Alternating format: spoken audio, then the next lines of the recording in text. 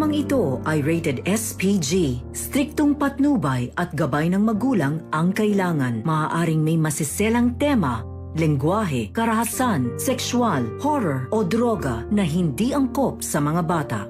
Ikaw ang aking lahat sa gabing marinig. Ikaw ang Tuluyan na kayang hindi makausap ni Giselle ang anak niyo si Justin sa huling pagkakataon? Dahil babalik na ito ng US. Magandang araw at eto na nga tayo sa ating pinakaabangan tagpo sa Abot Kamay na Pangarap. Welcome to my channel.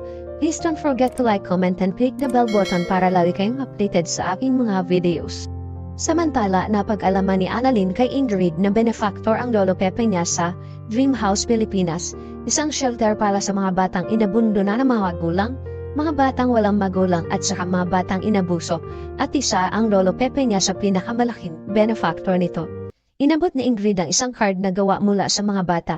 Ikinatuwa naman ito ni Annalyn dahil hindi niya alam na may ganitong ginagawa pala ang lolo niya. Sabi ni Ingrid na gusto sana ng mga bata na bisitahin ang lolo Pepe niya. Kaya lang ay hindi pwede kaya card na lang ang ibinigay nila mula sa mga batang nagmamahal kay Don Pepe kasi namimiss na nila ito. At nabanggit din ni Ingrid na tuwing sasapit ang Pasko ay ang lolo Pepe niya ang Santa Claus nila. Nagpa-party pa ito at namimigay ng mga regalo. Nabanggit din ni Ingrid na sumasayaw ang lolo Pepe niya kaya mas lalong hindi makapaniwala si Annalyn sa mga kwento ni Ingrid. Kaya nga lang, dahil sa nangyari sa lolo niya ay hindi na nila ito makikita at makakasama pa.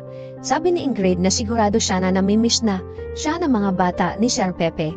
Kaya wala silang Santa Claus ngayon. Wala nang magsasabi sa kanila na kahit ano pa ang pinagdadaanan nila ay pwede silang mangarap sa Dream House. Kaya sana, gumaling na ang lolo mo. Pinagdadasal siya ng mga bata. Napaiyak naman si Annalyn sa sinabi ni Ingrid at tinanong niya ito kung gusto niya makita ang lolo niya. Natuwa naman si Ingrid na makita niya si Don Pepe. Sinabihan ni Annalyn si Ingrid na gusto niyang ituloy ang ginagawa ng lolo niya at siya ang magiging Santa Claus nila ngayong taon. Ikinatuwa naman ni Ingrid ang sinabi ni Annalyn at nagpasalamat siya dahil matutuwa ang mga bata. Sinamahan siya ni Annalyn at maya-maya ay nagpaalam na din ito. Maya-maya ay nasa lubong naman ni Annalyn si Justin sa hallway at tinanong niya ito kung ano ang ginagawa niya dito. Sabi ni Justin na dadalawin sana niya ang kanyang lolo. Naitanong ni Justin na wala naman siguro dyan Sabi ni Annalyn, wala dito si Tita Giselle. Pinakausapan ni Annalyn si Justin kung pwede niya itong makausap. Pero tumanggi ito dahil ayaw niyang pag-usapan si Giselle. Sabi ni Annalyn na hindi ito tungkol kay Tita Giselle niya. Nabanggit ni Annalyn kay Justin na may tinutulungan ang lolo niya na shelter tuwing Pasko at namimigay siya ng regalo. At hindi niya magagawa ito ngayong taon kaya siya na lang ang magpapatuloy ng ginagawa niya. Tinanong ni Annalyn si Justin kung gusto niyang tumulong. Sabi naman ni Justin na bakit hindi ka kay Zoe magpatulong. Sabi naman ni Annalyn na nasa bakasyon si Zoe kasama ang mami niya. Kaya pinakiusapan ni Annalyn si Justin para na lang sa lolo nila. Pero tinanggihan ito ni Justin at sinabihan niya si Annalyn na sorry Doc Annalyn, hindi kita matutulungan. At umalis na si Justin, naiwan naman si Annalyn na malungkot dahil sa pagtanggi nito sa kanya. Samantala, inabot na ng gabi si Annalyn sa Apex at kausap niya ang Tita Giselle niya at Tatay Robert niya. Ipinag-alala ni Giselle ang araw-araw na pagbabantay ni Annalyn sa lolo Pepe niya. Sabi ni Annalyn na tita okay lang naman po yun. Pumunta naman talaga ako sa hospital dahil kailangan kong makausap si Doc Hula tungkol dun sa children's party na inaayos ko. Ikinagulat naman ito ng Tatay Robert niya. Kaya nabanggit na ni Annalyn sa kanila na may bisita siya kanina na isang head ng shelter para sa mga bata. Tapos naikwento sa kanya na kada Pasko ay nag-a-arrange ng party ang lolo Pepe niya para sa mga bata. Nagulat din si Giselle sa sinabi ni Annalyn dahil hindi niya din ito alam na ginagawa pala ito ng papa niya. At tinanong niya si Ubeng kung may alam siya dito. Ganon din si Robert, wala din siyang alam. Sabi ni Giselle na ang papa nila ay madaming hindi sinasabi sa kanila. Kaya naisipan na din ni Giselle na tulungan si Annalyn kung saan gaganapin ang party. Natuwa si Annalyn kaya pinag-usapan na nila ang venue at bahala na ang Tita Giselle niya. Dahil kailangan ng Tita Giselle niya ang distraction na ito para hindi niya isipin ang anak niya. Dahil hindi niya na alam kung saan niya hahagilapin ang anak niya. Mahirap hanapin ang isang taong ayaw magpakita, kaysa ibaon ko ang sarili ko sa kalungkutan, edi gagawa na lang ako ng kabutihan. Nangako naman si Robert kay Giselle na ate huwag kang mag-alala, gagawa ko ng paraan para makausap ko si Justin. At nagpasalamat naman si Giselle kay Ubeng. Kaya tinanong na ni Giselle si Annalyn na planuhin na nila ang party at kung ano pa ang kulang. Masayang pinag-uusapan ni Annalyn at Giselle ang gagawin nila at nagpaalam na sila kay Robert. Sa kabilang banda naman ay nagkita-kita ang magkakaibigan dahil may magandang ibabalita si Nurse Karen at Nurse Ivan sa kanila. Tuwan-tuwa ang dalawa dahil babalik na sila ng Apex at pinababalik na sila ni Ma'am Giselle.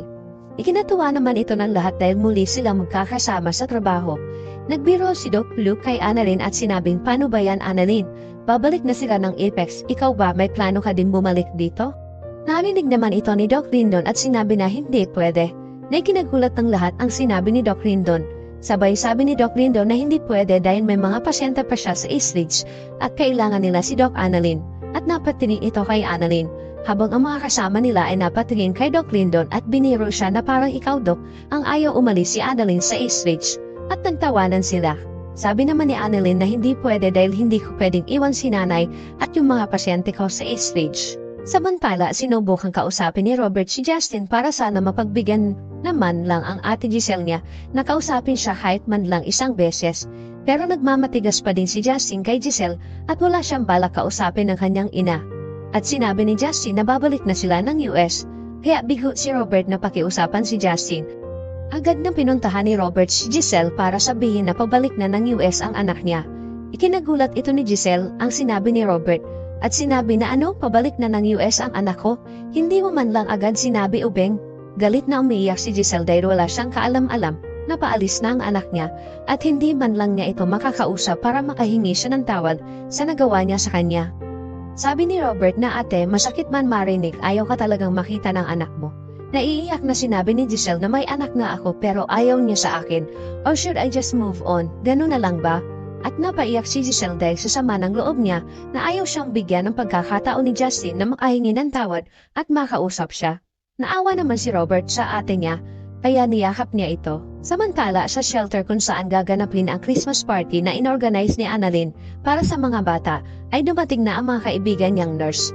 Umaasa si Annalyn na darating si Justin dahil nasabihan niya ito kung saan gaganapin ang Christmas party at sana ay mapagbigyan niya ang lolo Pepe niya kahit sa uling pagkakataon. Sabi ni Nurse Ivan, kung hindi pupunta yon, hindi na ako magugulat. Sabi naman ni Nurse Karen, I agree kasi sigurado ako na iniiwasan niya si Ma'am Giselle dahil ayaw niya itong makita. At maya-maya ay tinawag na sila ni Ingrid para pumasok sa loob nang biglang lumating si Justin na ikinatuwa ni Annalyn. Sabi ni Annalyn kay Justin na salamat at nakarating ka.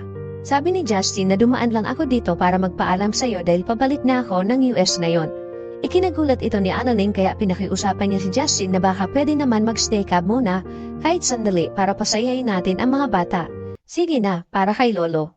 Umayag naman si Justin na magstay kahit konting oras na ikinatuwa ni Annalyn kaya agad na silang pumasok sa loob.